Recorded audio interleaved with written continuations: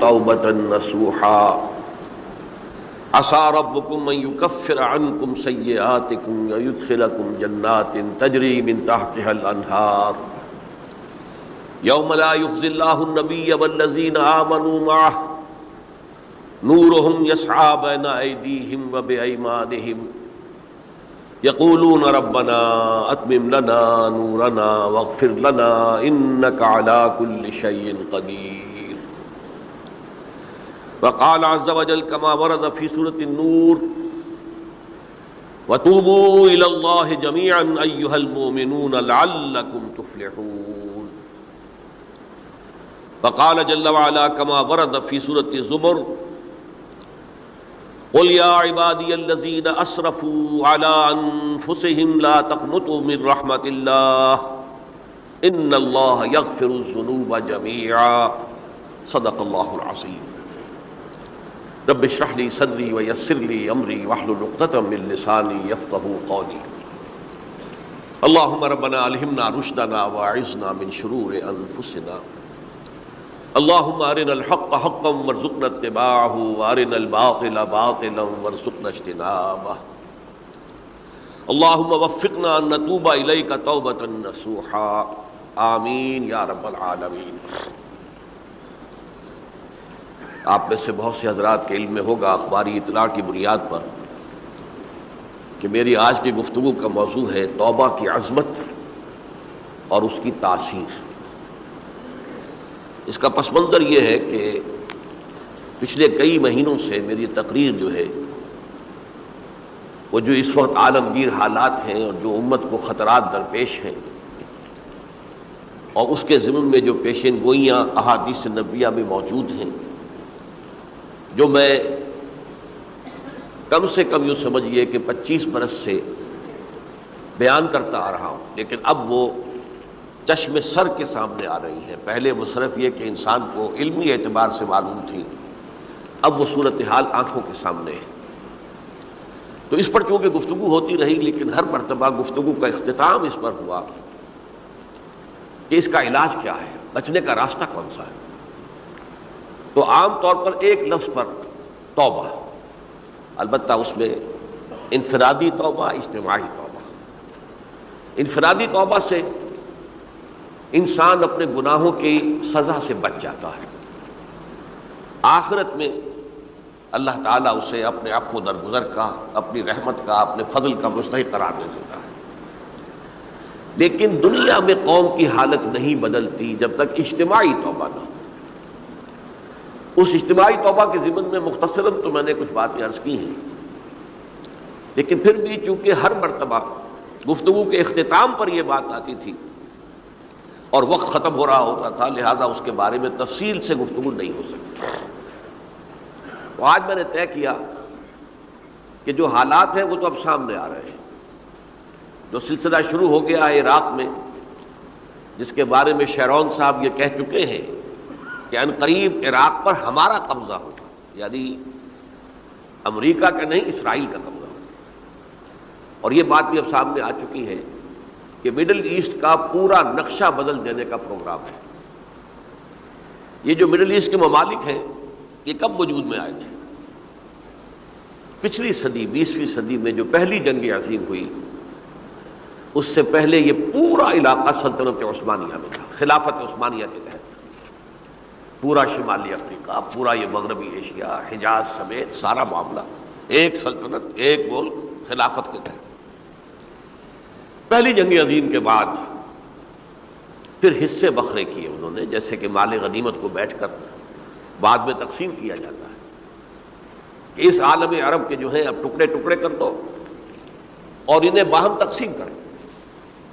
مصر، عراق یہ برطانیہ،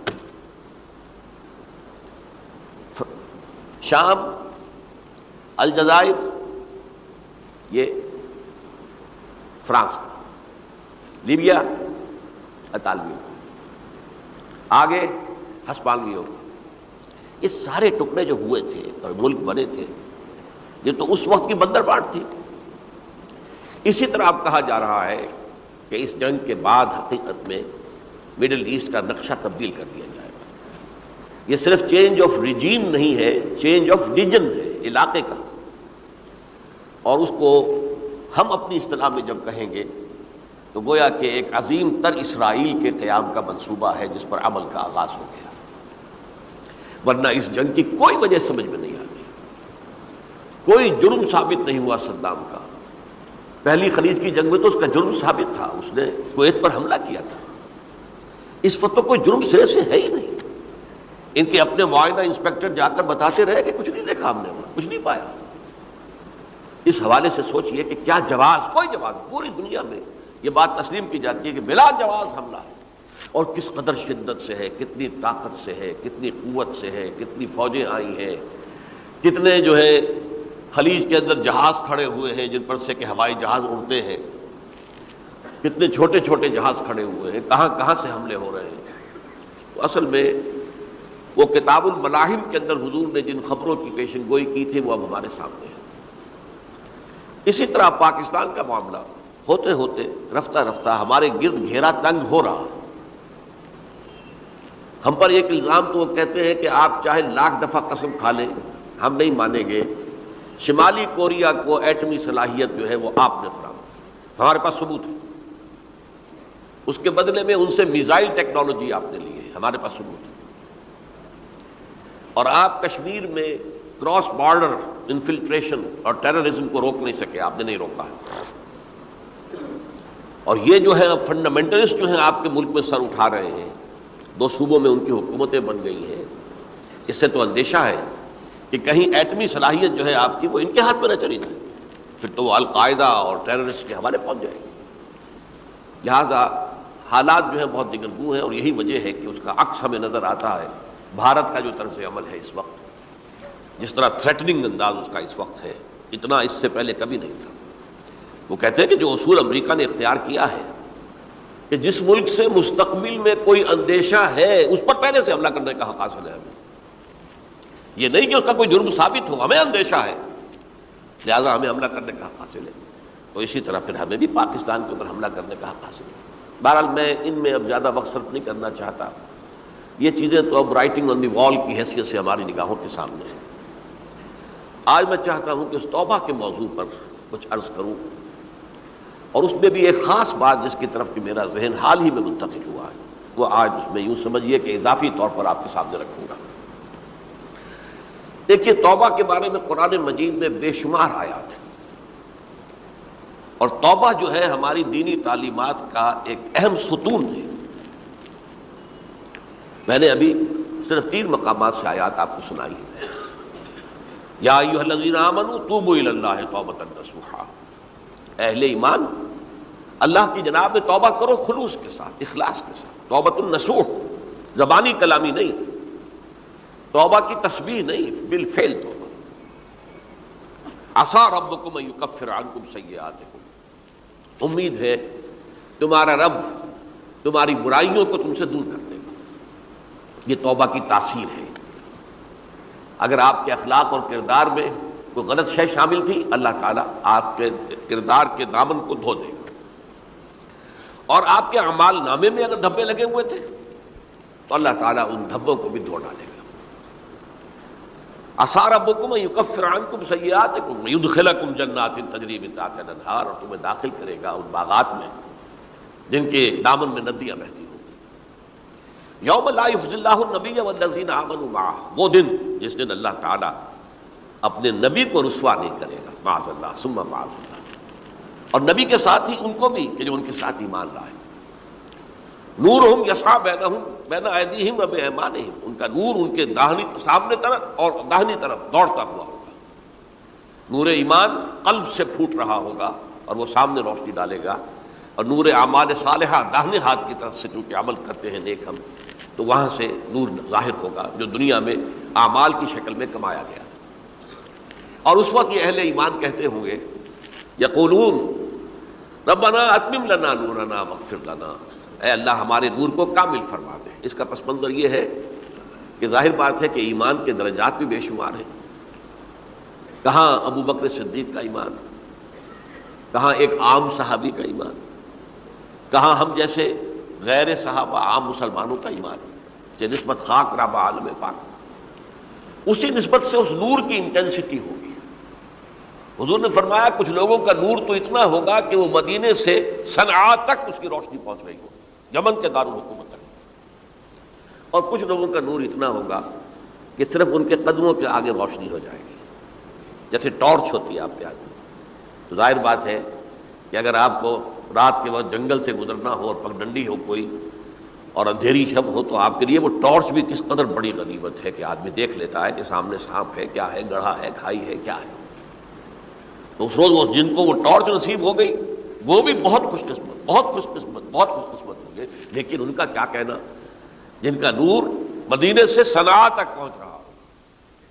تو جن کے نور کی یہ انٹینسٹی کم ہوگی وہ اللہ سے دعا کرتے ہوں گے ربنا اتمم لنا نورنا، پروردگار ہمارے نور کو بھی کامل کر دے۔ تو نے اپنے ان بندوں پر کتنا فضل کیا ہے، کتنا بڑا نور ان کو عطا کیا۔ اتمم لنا نورنا، ہمارا نور بھی اس کا اتمام فرما دے، تکمیل کر دے۔ واغفر لنا، اور یہ کیسے ہوگا؟ ایسے ہوگا کہ ہمارے گناہوں کی پردہ پوشی کر دے۔ گناہوں کی پردہ پوشی ہوگی تو پھر اس نور کی انٹینسٹی میں اضافہ ہو جائے۔ واغفر لنا انک علی کل شیء قدیر، یقیناً تو ہر شے پر قادر ہے۔ پھر میں نے آپ کو آیت سنائی سورہ نور کی، یہ آیت نمبر 31 بڑی طویل آیت ہے، اس کا آخری ٹکڑا ہے وَتُوبُوا إِلَى اللَّهِ جَمِيعًا أَيُّهَا الْمُؤْمِنُونَ لَعَلَّكُمْ تُفْلِحُونَ، اے ایمان والو اللہ کی جناب میں سب مل جل کر توبہ کرو تاکہ تم فلاح پاؤ۔ یہ گویا کہ اجتماعی توبہ کا جو میں نے آپ کے سامنے اصطلاح بیان کی ہے، یہ اس کا نقشہ ہے۔ اور ایک اور آیت جو میں نے آپ کو سنائی سورہ زمر کی آیت نمبر 53، بعض لوگوں پر کچھ مایوسی طاری ہو جاتی ہے، ہم اتنے عرصے سے گناہ کرتے چلے آ رہے ہیں، کیسے معافی ہوگی، کیسے ممکن ہے، کیسے چھٹکارا ملے گا؟ ایسے لوگوں کے لیے ان کے اطمینان کے لیے، ان کی دلجوئی کے لیے، ان کی تسلی کے لیے یہ آیت عظیم ترین آیات میں سے قرآن مجید کی۔ قل یا عبادی الذین اسرفوا علی انفسہم، اے نبی کہہ دیجئے اے میرے وہ بندو جنہوں نے اپنی جانوں پر ظلم کیا ہے، ظلم اٹھایا ہے، زیادتی کی ہے۔ تم اگر گناہ کرتے رہے ہو تو اپنی جان پر ظلم کیا ہے، میرا تو کچھ نہیں بگاڑا۔ اللہ تو غنی ہے، اس کی تو سلطنت میں کوئی کمی نہیں آتی۔ ایک حدیث قدسی میں الفاظ آئے ہیں میرے بندو اگر تم سب کے سب اولکم و آخرکم و انسکم و جنکم، تمام انس و جن اور اولین سے لے کر آخرین تک کسی بدترین انسان جیسے فاسق و فاجر ہو جائیں، سب ابلیس بن جائیں، تب بھی میری سلطنت میں کوئی کمی نہیں ہوگی۔ اور اگر تم سب کے سب اولین و آخرین اور انس اور جن سب مل کر جو متقی ترین انسان ہو سکتا ہے ویسے بن جاؤ، ابو بکر صدیق بن جاؤ، تب بھی میری سلطنت میں کوئی اضافہ نہیں ہوگا۔ تو اللہ تعالیٰ کا تو کچھ بگڑتا نہیں ہے، انسان گناہ کرتا ہے تو اپنا نقصان کرتا ہے۔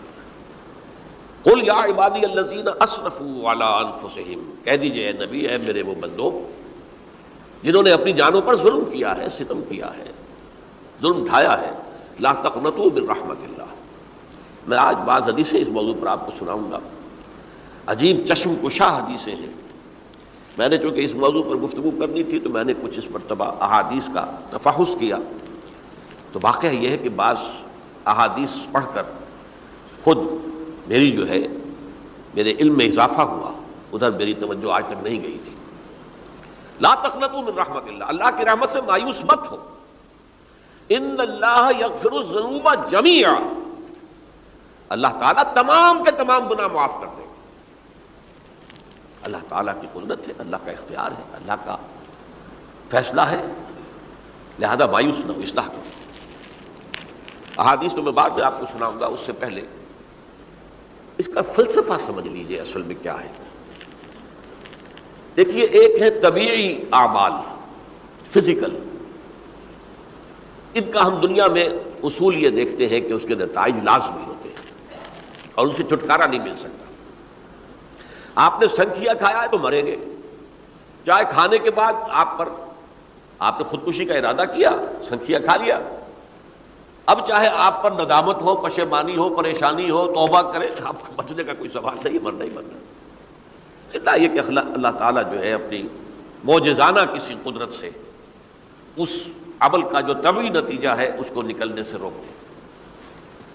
آگ کی فطرت ہے کہ وہ جلاتی ہے، اللہ کے حکم کے تحت حضرت ابراہیم کو اس نے نہیں جلایا، یا نار کونی بردن وسلام علی ابراہیم.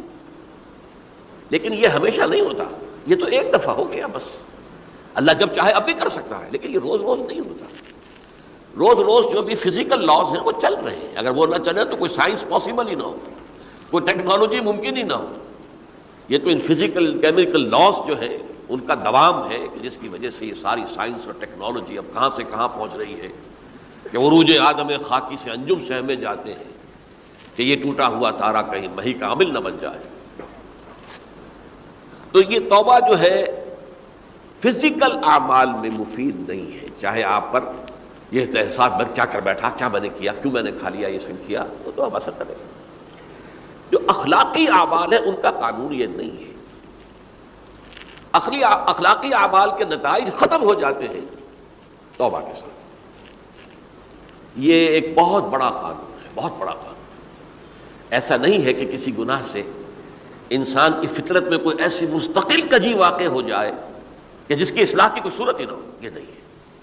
بڑے سے بڑے گناہ، بڑے سے بڑے گناہ توبہ کرو، خلوص دل سے کرو.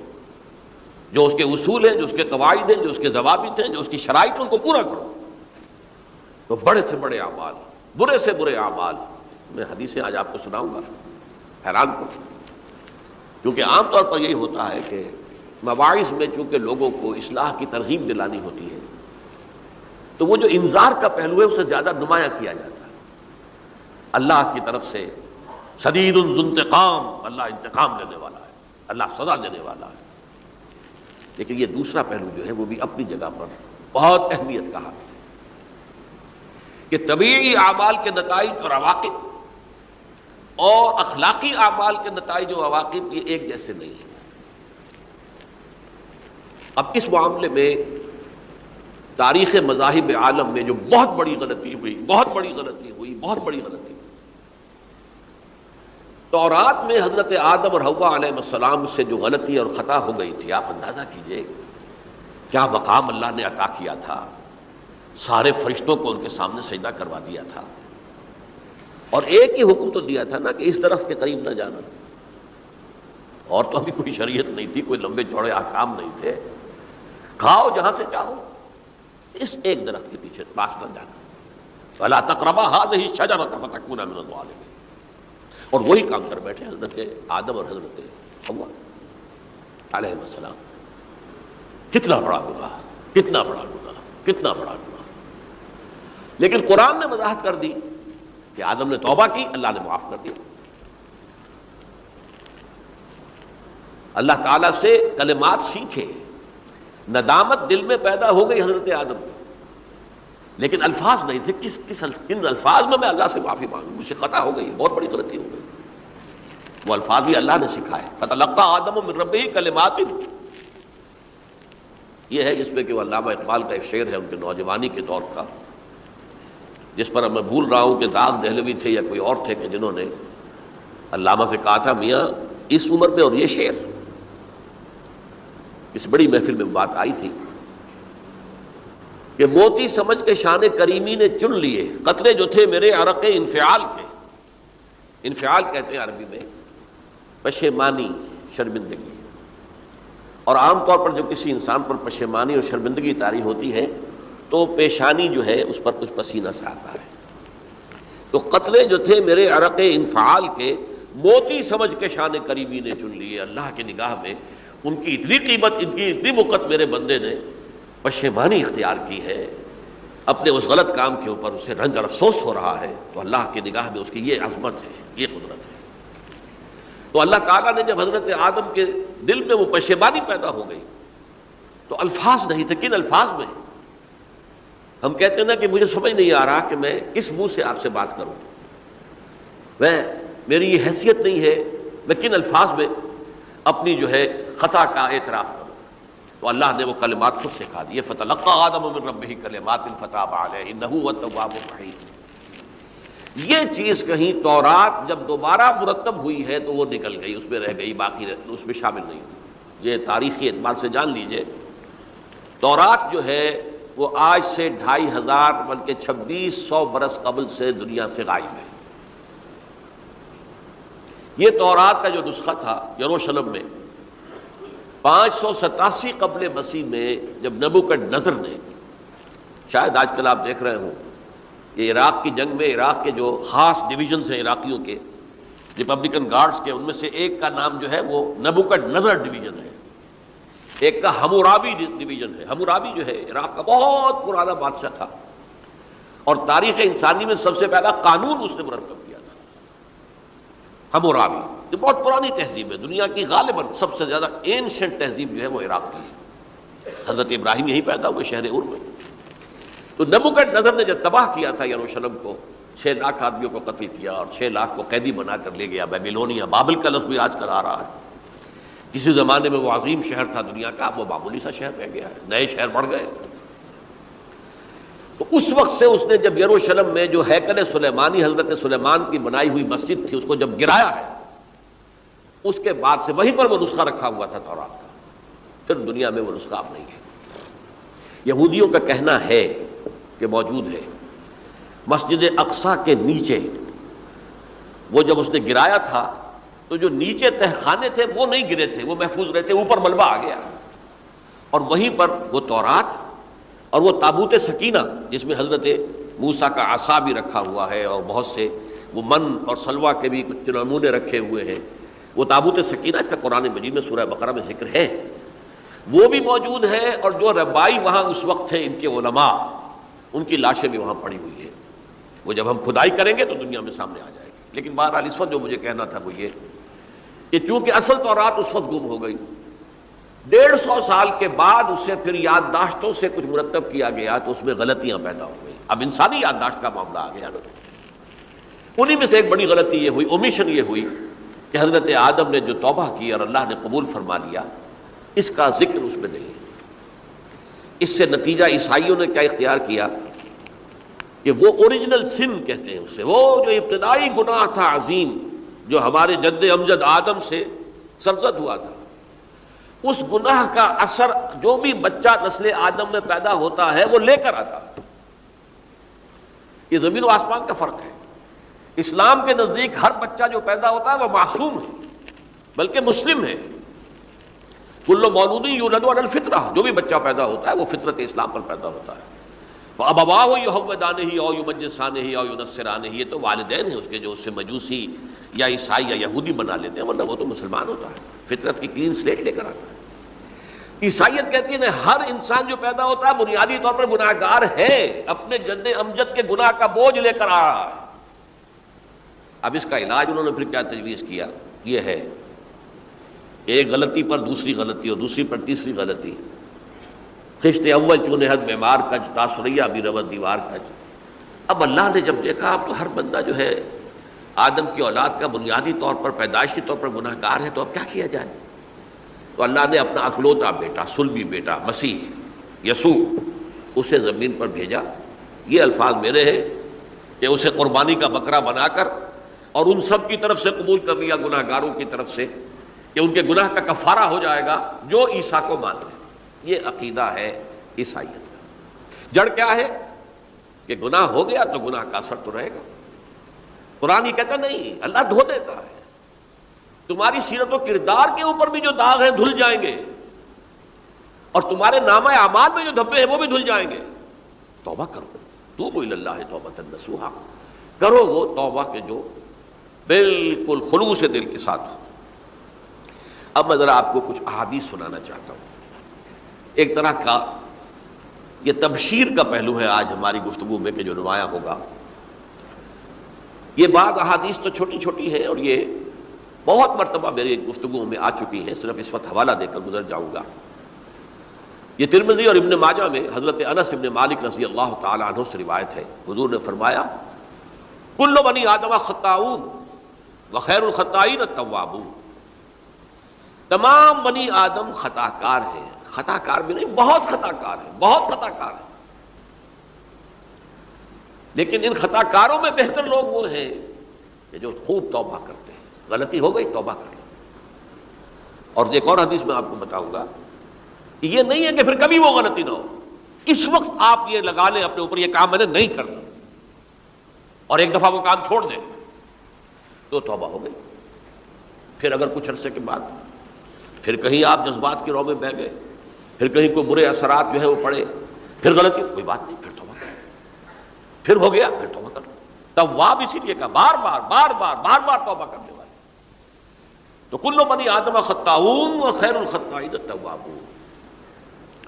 دوسری حدیث یہ بھی ابن ماجہ اور بہقی میں ہے, حضرت عبداللہ ابن مسعود رضی اللہ تعالی عنہ, التائب من الذنب کمن لا ذنب له. گناہ سے توبہ کرنے والا ایسے ہے جیسے اس نے کبھی گناہ کیا ہی نہیں. دھل جاتی ہے, تختی دھل گئی, بچے نے تختی لکھی تھی اس کو دھو دیا, ختم ہو گئی.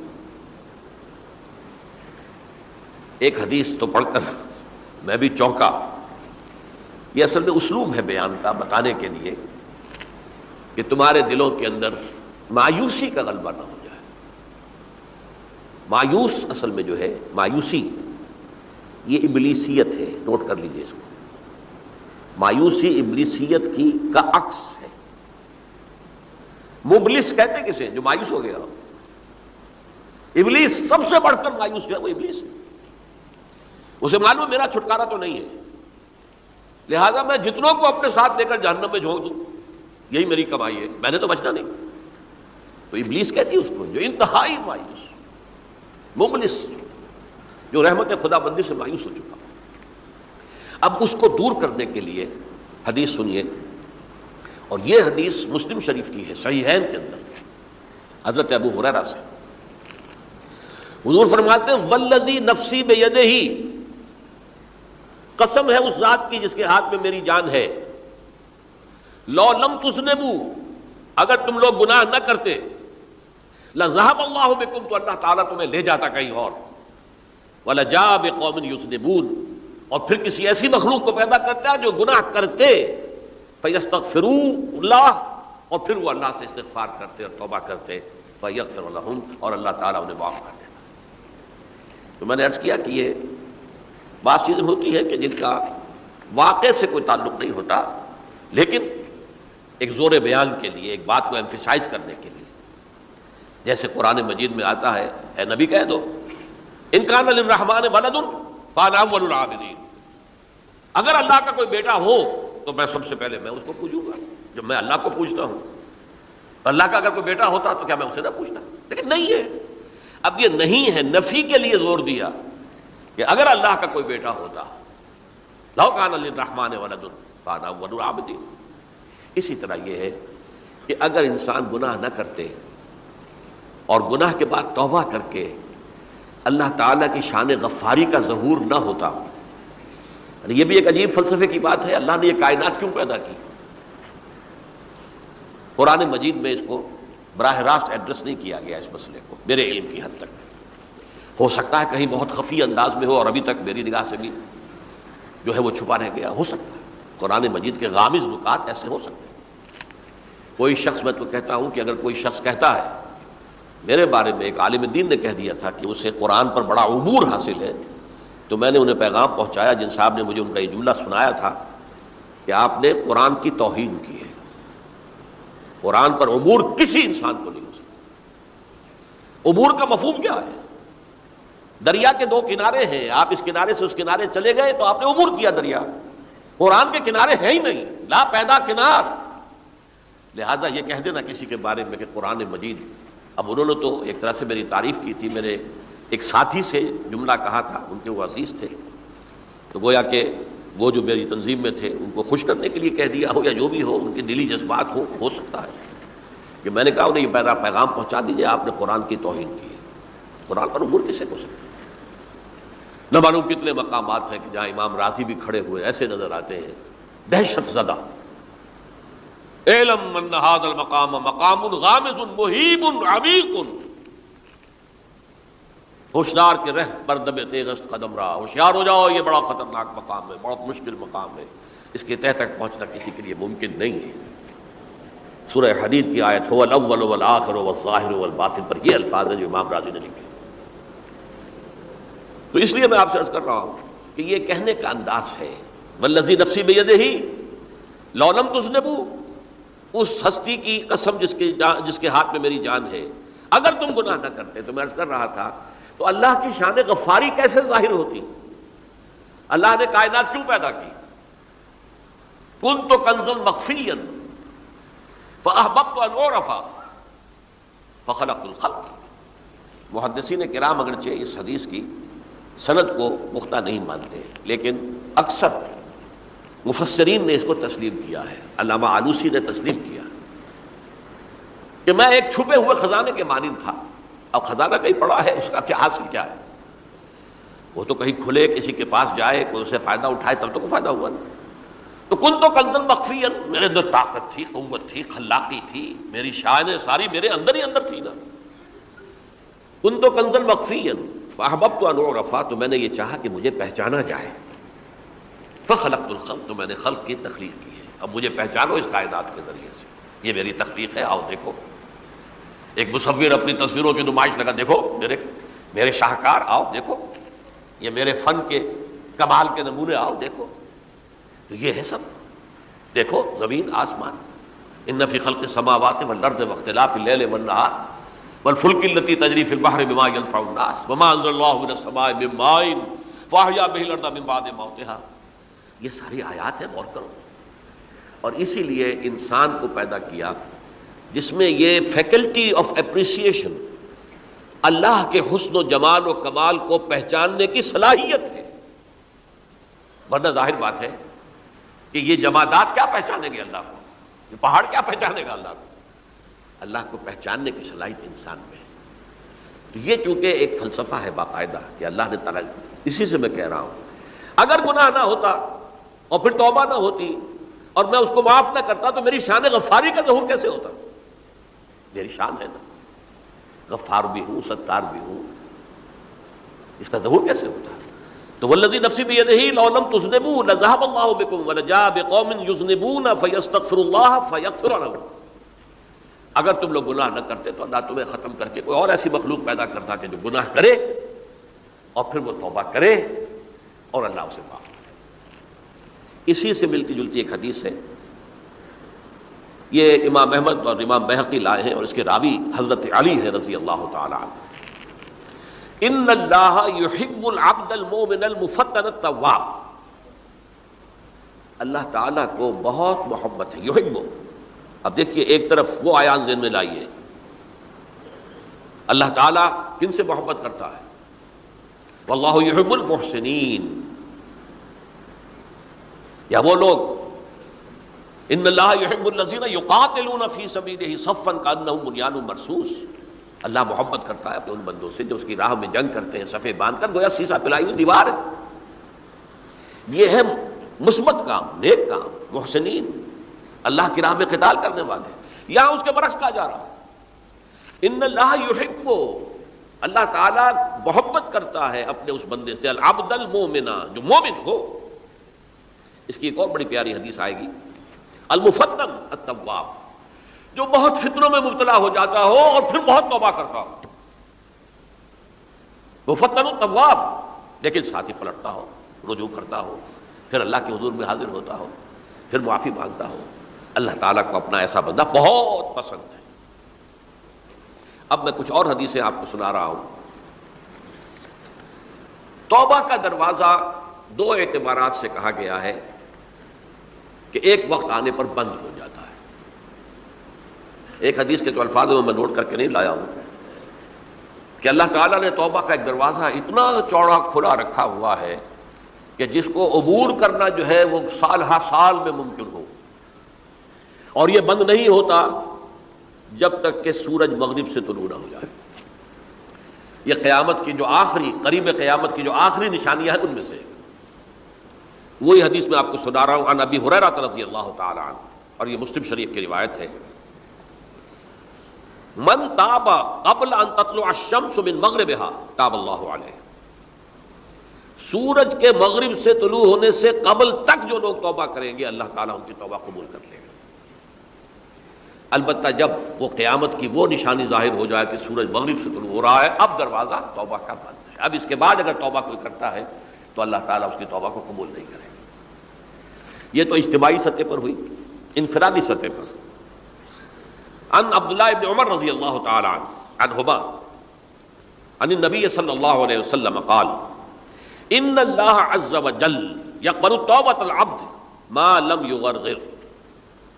یہ ترمذی میں ہے حضرت عبداللہ ابن عمر رضی اللہ تعالی عنہما سے کہ اللہ تعالیٰ اپنے بندے کی توبہ قبول کرتا ہے جب تک کہ وہ جسے ہم کہتے ہیں گھنگرو نہ بولنے لگے حلق کے اندر، جبکہ نزع عالم نزع ہو اور جان جو ہے وہ آ کر پھر یہاں اٹکتی ہے، تو اس وقت تک دروازہ کھلا ہے توبہ کا. لیکن جب یہ شکل ہو گئی تو دروازہ بند. یہ انفرادی سطح پر ہو گیا. جب آپ کے موت کے آثار اتنے واضح ہو گئے کہ اب جا رہے ہیں، اب توبہ کریں گے تو توبہ قبول نہیں ہوگی. اجتماعی سطح پر جب قیامت جو ہے اس کی وہ گھڑی آ گئی کہ سورج مغرب سے طلوع ہو گیا، اب توبہ کا دروازہ بند. ایک اور حدیث ہے جو میں نے بہت مرتبہ اس کا ترجمہ تو آپ کو بہت دفعہ سنایا ہے، آج میں چاہتا ہوں اس کو پورے متن کے ساتھ آپ کے سامنے رکھیں. یہ حضرت انس بن مالک رضی اللہ تعالیٰ عنہ سے مروی روایت ہے جو حضور کے خادم خاص تھے، اور یہ متفق علیہ بھی ہے، یعنی بخاری میں بھی ہے، مسلم میں بھی ہے، لیکن تھوڑا سا فرق ہے الفاظ کا. تو جو مسلم شریف کی روایت ہے اس کے الفاظ کیا ہیں؟ للہ اشد فرحا بتوبۃ عبدہ حین یتوب الیہ. جان لو اللہ تعالیٰ کو زیادہ خوشی ہوتی ہے اپنے کسی گناہ گار بندے کی توبہ سے جبکہ وہ توبہ کرتا ہے. کس سے زیادہ ہوتی ہے؟ اب اس کی ایک تمثیل دی.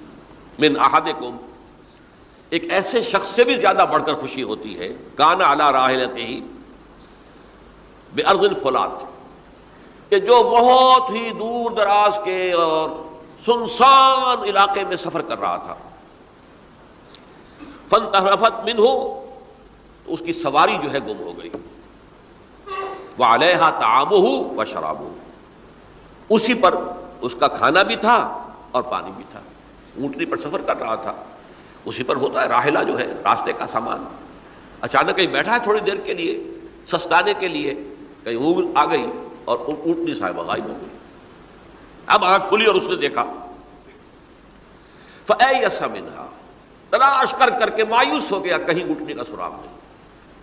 اب ظاہر بات ہے کسی صحرا میں یہ کیفیت، اس کا مطلب کیا ہے؟ یقینی موت. فَأَتَى شَجَرَةً فَاسْتَجَعَ فِي ظِلِّهَا وَقَدْ أَيَسَ مِنْ رَاحِلَتِهِ، تو وہ ایک درخت کے نیچے اس کے سائے میں آ کے لیٹ گیا، گویا کہ موت کی امید میں. فَبَيْنَهُمَا وَهُوَ كَذَلِكَ إِذْ هُوَ بِهَا قَائِمَةٌ عِندَهُ، اس کی کہیں دوبارہ آنکھ لگی ہے، جو کھولا تو دیکھتا ہے اونٹنی تو موجود ہے، کھڑی ہے. تو وہ فوراً اس کی وہ جو رسی ہے وہ پکڑتا ہے. فَأَخَذَ بِخِتَامِهَا ثُمَّ قَالَ مِنْ شِدَّةِ الْفَرْقِ. اب جو اسے مسرت ہوئی اس کا آپ اندازہ کر سکتے ہیں. ایک یقینی موت کا معاملہ آ چکا تھا اور اچانک اللہ تعالیٰ نے وہ کھوئی ہوئی اونٹنی جو ہے وہ واپس دلا دی. تو وہ کہنا تو یہ چاہتا تھا اللہ تو میرا رب ہے، میں تیرا بندہ ہوں، لیکن جسے ہم کہتے ہیں کہ خوشی کی انتہا فرط مسرت میں ایسی زبان لڑکھڑائی، اس نے کہا اللہم انت عبدی وانا ربک، اے اللہ تو میرا بندہ ہے، میں تیرا رب ہوں. یہ کہہ بیٹھا. تو یہ کیا ہے؟ فرط مسرت جسے آپ کہیں گے، خوشی کی انتہا، کہ جس میں انسان جو ہے اتنی بڑی خطا کر بیٹھتا ہے. اللہ کو اپنے کسی گناہ گار بندے کی توبہ سے اس سے بھی زیادہ خوشی ہوتی. اب ظاہر بات ہے کہ تماثیل کس لیے ہے؟ بعض لطائف، بعض حقائق اتنے لطیف ہوتے ہیں کہ ان کو بیان نہیں کیا جا سکتا بتمام و کمال. تو مثالوں کا سہارا لیتے ہیں. اللہ کو کتنی خوشی ہوتی کیا سمجھیں گے؟ لہذا یہ مثال تو سمجھ میں آ گئی نا کہ ایک لقودق صحرا میں انسان سفر کر رہا تھا، ایک ہی اونٹنی ہے، اسی پر اس کا پانی ہے، اسی پر اس کا کھانا ہے، تو کہیں ٹھہرا ہے تھوڑی دیر کے لیے اور اونٹنی غائب ہو گئی. اور اس کے بعد تلاش کر کے شمال مغرب جنوب ہر طرح دیکھ لیا آپ نے، کہیں اونٹنی کا سراغ نہیں. اب موت کے انتظار میں لیٹ گیا کہ اچانک دیکھتا ہے کہ اونٹنی موجود ہے. تو وہ اس شدت فرح میں یہ کہہ بیٹھتا ہے اللہم انت عبدی وانا ربک انا للہ و انا الیہ راجعون. اب دیکھیے ایک حدیث وہ آ رہی ہے اور اس کو یوں سمجھیے، اللہ تعالیٰ نے جو انسان پیدا کیے ہیں ان کے مزاج مختلف ہیں. ان میں کچھ لوگ ہوتے ہیں جو قوی ہوتے ہیں ارادے کے، جو فیصلہ کر لیا ڈٹ گئے. کچھ لوگوں میں وہ قوت ارادی اتنی مضبوط نہیں ہوتی، وہ ادھر ادھر سوچتے رہتے ہیں۔ کچھ لوگ جسمانی طور پر بہت توانا ہوتے ہیں، کچھ لوگ جسمانی طور پر پیدائشی طور پر کمزور ہوتے ہیں۔ تو اگر کوئی قوت ارادی کمزور رکھنے والا شخص ہے، وہ بھی تو اللہ کی تخلیق ہے، اللہ کا بندہ ہے، خطاؤں کا ظہور ہو جاتا ہے، توبہ کرتا ہے، پھر کچھ عرصے کے بعد پھر خطا کا ظہور ہو جاتا ہے، پھر توبہ کرتا ہے، تو ہم تو یہ سمجھیں گے کہ ایک حد کے بعد پھر اس کی توبہ قبول نہیں ہونی چاہیے۔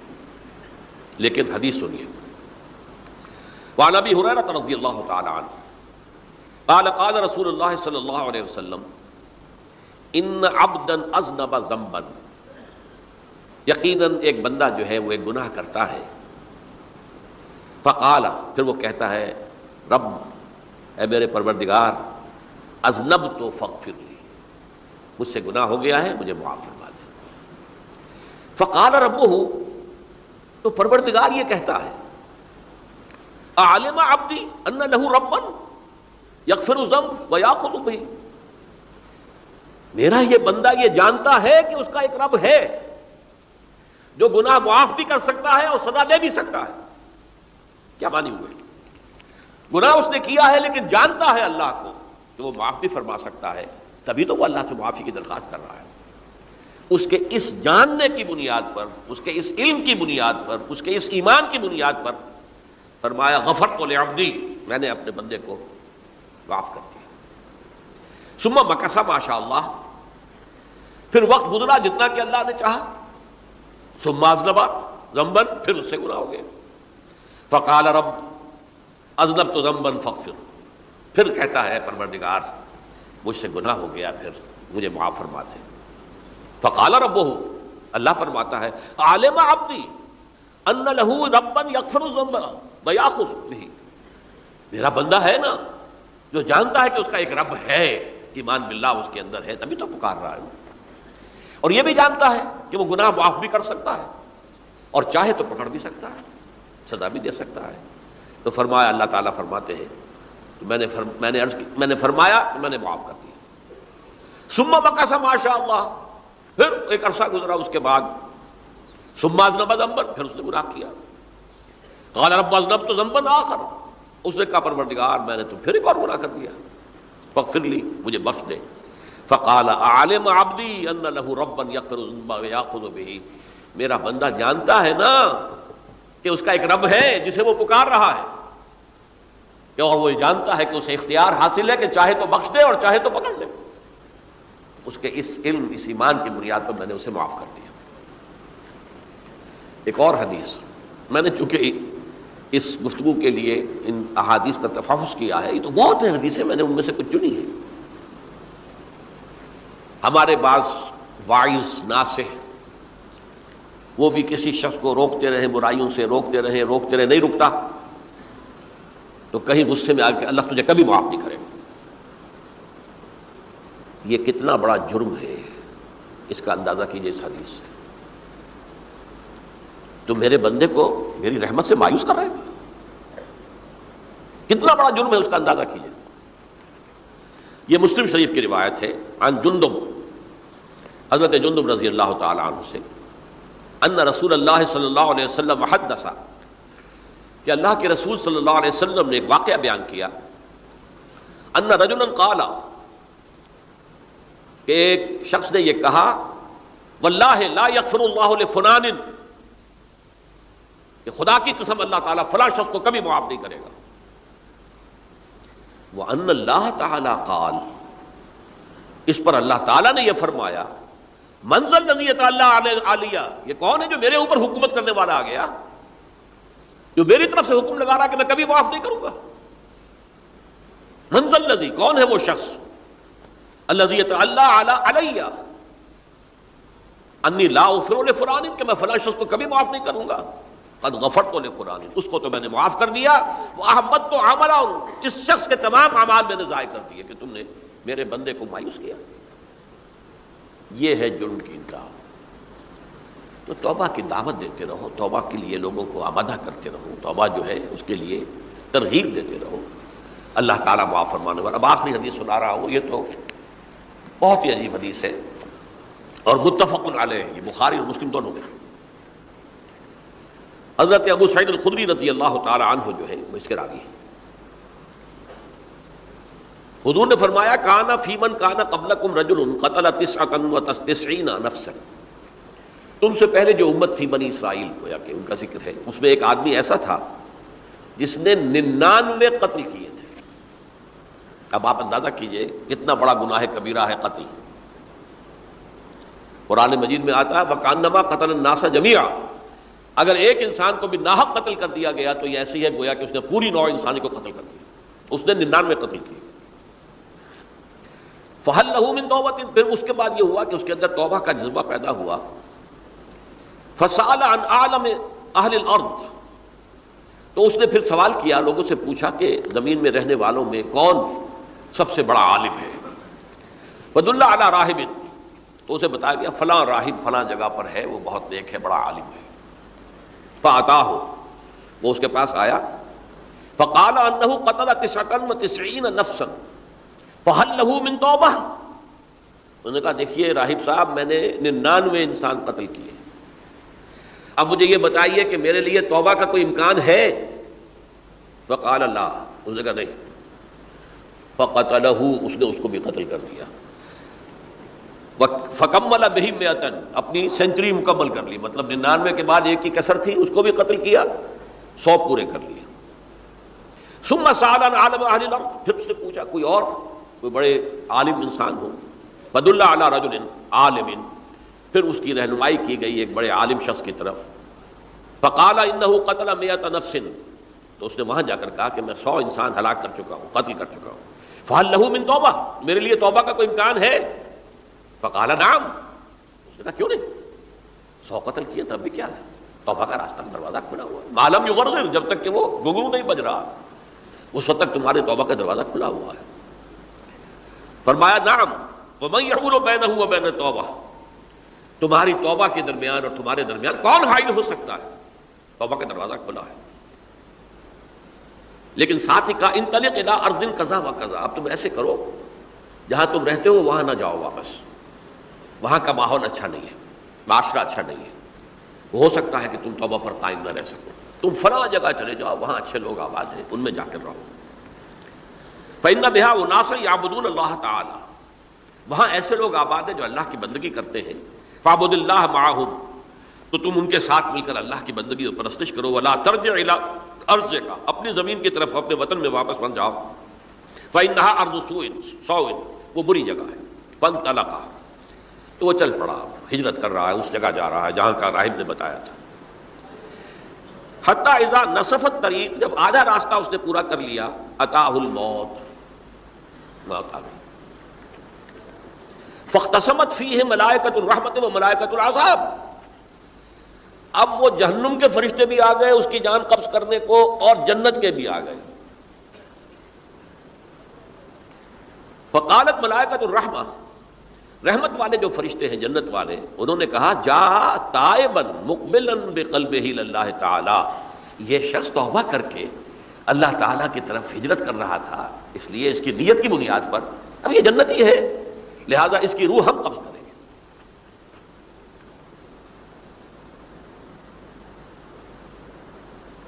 وقالت الملائکۃ العذاب، اور وہ جو عذاب والے فرشتے ہیں وہ کہیں گے انہ لم یعمل خیرا قط، اس نے توبہ کے بعد کوئی نیک عمل تو کیا ہی نہیں، تو کس بنیاد پر اس کو تم جنت میں لے جاؤ گے، اس کو تو دوزخ میں جانا چاہیے۔ فاتاہ ملک فی صورت آدمی، تو ان کے پاس اللہ نے ایک اور فرشتے کو بھیج دیا آدمی انسانی شکل کے اندر۔ فجعلوہ بینہم، ان فرشتوں نے کہا بھائی ہمارا فیصلہ کرا دو، اس کی روح ہم لینا چاہتے ہیں یا ہم لینا چاہتے ہیں، انہیں حکم بنا دیا۔ فقال قیسوا ما بین الارضین فإلی ایتہما کان اقرب، کہ تم فاصلہ ناپ لو جہاں سے وہ چلا ہے اور جہاں جا رہا تھا اور یہاں اس کی موت ہو رہی ہے، تو کون سا فاصلہ زیادہ ہے۔ جب ناپا گیا، بلکہ ایک حدیث میں آتا ہے کہ اس پر اللہ نے زمین کو جو ہے حکم دے دیا، ایک طرف والی زمین تو سکڑ جا، دوسری والی جو ہے تو پھیل جا، تاکہ وہ جدھر جو جا رہا تھا وہ زیادہ قریب ہو جائے بنسبت اس کے کہ جہاں سے وہ چلا تھا۔ تو اس فیصلے پر پھر جو فرشتے تھے جو کہ رحمت کے فرشتے تھے وہ اس بندے کو لے گئے جنت کے اندر۔ یہ ہے توبہ کی عظمت اور اس کی تاثیر۔ اب آئیے اجتماعی توبہ کا طریقہ کار جو میں نے بہرحال بیان کیا ہے۔ پہلے افراد توبہ کریں اور صحیح توبہ کریں۔ صحیح توبہ کیا ہے؟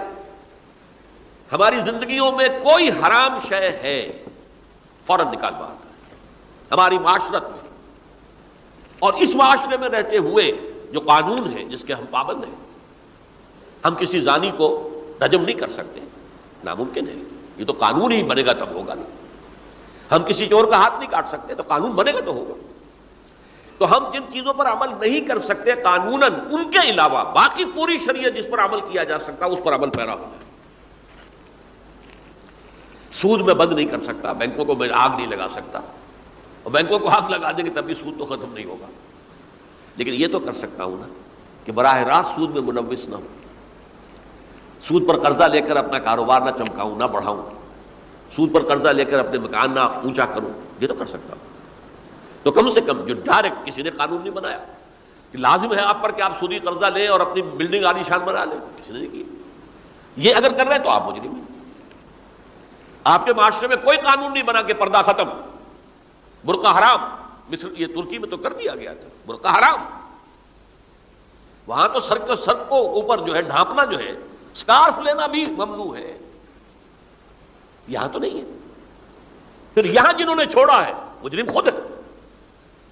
یہاں تو اللہ کا شکر ہے کوئی ایسا مصطفیٰ کمال پیدا آج تک نہیں ہوا ہے کہ جس نے ان چیزوں کا حکم دیا۔ ہاں ترغیب ہے، ذرائع ابلاغ کے ذریعے سے، فحاشی ہے، عریانی ہے، لیکن چوز آپ خود کرتے ہیں، فیصلے کا اختیار آپ کا اپنا ہے۔